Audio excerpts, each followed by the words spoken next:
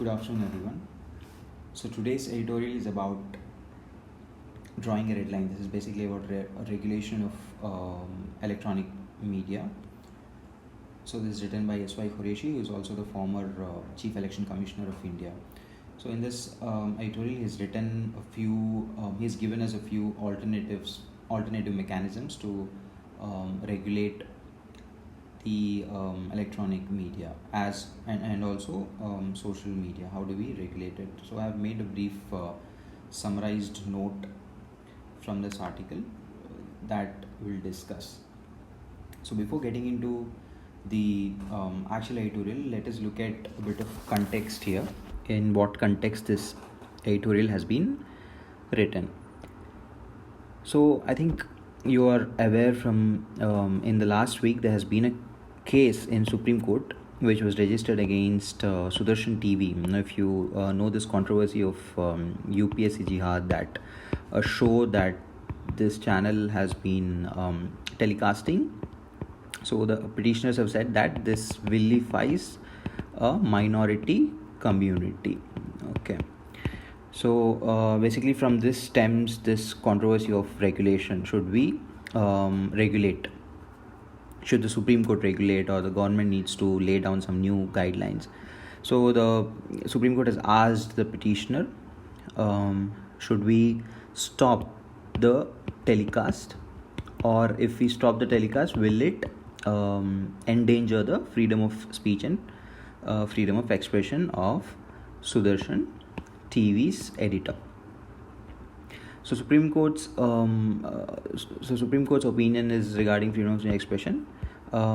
Firstly, we need to understand that any regulation of media outlets is an extremely sensitive issue, because what happens here is, once the wades into these waters of regulating and stopping the telecast, tomorrow government might find an excuse to stop the telecast where there is a bit of dissent. If some journalist tomorrow or a TV channel is expressing dissent, that is not agreeing with the government's position, okay, then they might use this as an excuse to stop them. So that is the concern that Supreme Court is looking into. Okay, so what are the court for laying down some guidelines?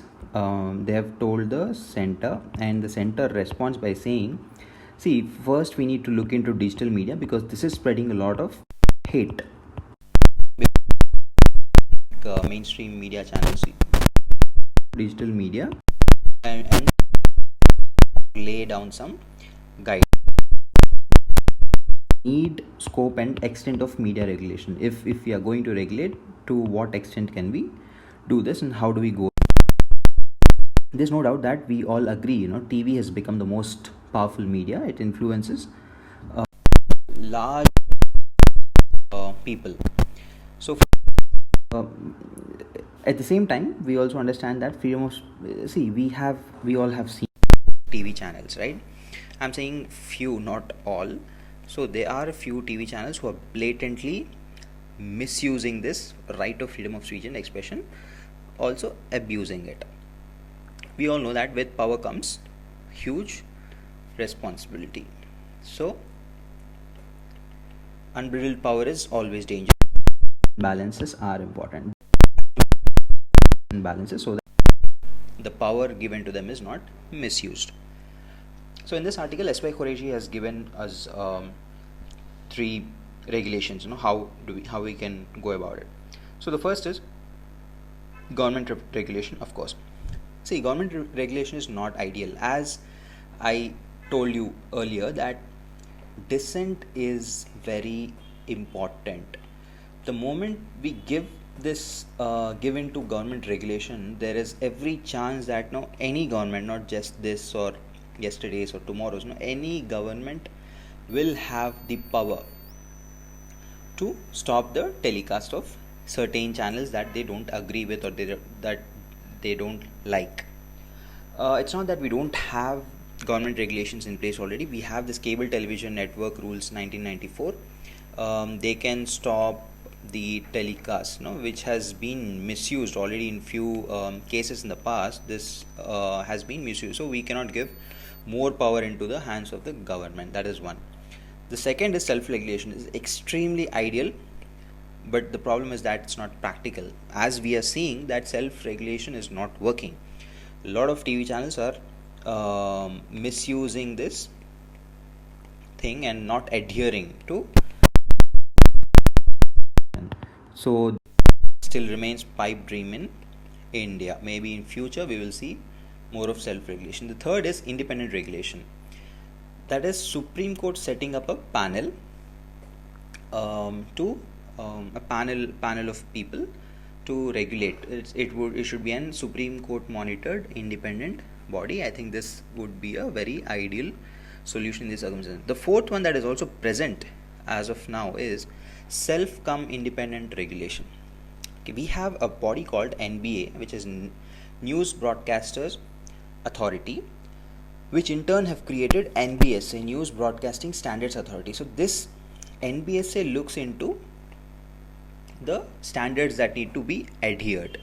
J.S. Verma, the former Chief Justice of India, is the head or chairman. Okay, NBSA consists of 4 members and 4 independent members plus 1 head, that is CJI. What do these people do? They pass judgments and also ask the TV channels to issue a public apology on prime time for several days. Sometimes this might run into several days as well. They have to issue an apology. Even Ministry of Information and Broadcasting and Election Commission have referred cases to NBSC. That talks a lot about the reputation that NBS has built up over the years. Unfortunately, still they could not discipline a few channels, spewing venom day in and day out. Okay, what are the shortcomings of NBSA? Let's look into it. Firstly, NBSA is about voluntary membership. Okay, so it will only regulate the channels that voluntarily take up the membership of NBSA.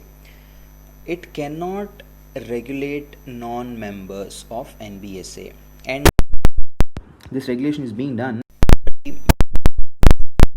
with NBSA can easily walk out of this. That is the weakness. Here SY Quraishi is suggesting that the have stepped in and statutory backing to NBSA. It means to pass an act to NBSA. That way it will remain independent regulate body, but with a statutory backing, so that what is saying is extend the jurisdiction to non-members as well. So it's not just voluntary membership. Anybody, even if they are not part of the membership, can be regulated under with regards to the backing, if it has a statutory backing. Also empowered to take punitive action like fines and things. Okay, we have found an example from other countries. United Kingdom, SY Quraishi says there is an office called Ofcom, that is Office of Communications. The difference between Ofcom and NBSA is that Ofcom is created by an act of parliament. The same suggestion that he was asking for NBSA, it was an act of parliament. Supreme Court, digital media need to be regulated. Not either or situation here. Both are extremely harmful. Both are spreading hate. They have become messengers of hate, both social media and the mainstream media channels. So it's disturbing harmony of a country, and both need to have some checks and balances. Okay, so to both it's a very sensitive issue, sensitive and delicate issue. To serve independence and then regulate it is extremely important. So these are the 4. To just give you a recap, there are 4 things that Quraishi talks about government regulation, self-regulation, independent regulation, and then self-independent regulation. The independent regulation and self-regulation, self-independent regulation might be very ideal in these circumstances, as NBSA is not being backed by a statutory law. Maybe independent regulation could be the way forward. So the way forward would be to Supreme Court sets up a panel to look into the violations by both, or lay some guidelines for both mainstream as well as social media channels, social media networks. So the Supreme Court.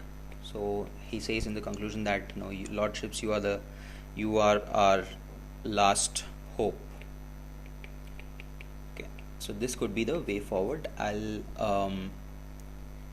bring you more editorials and regarding the regulation of media from the past months and years. So thank you.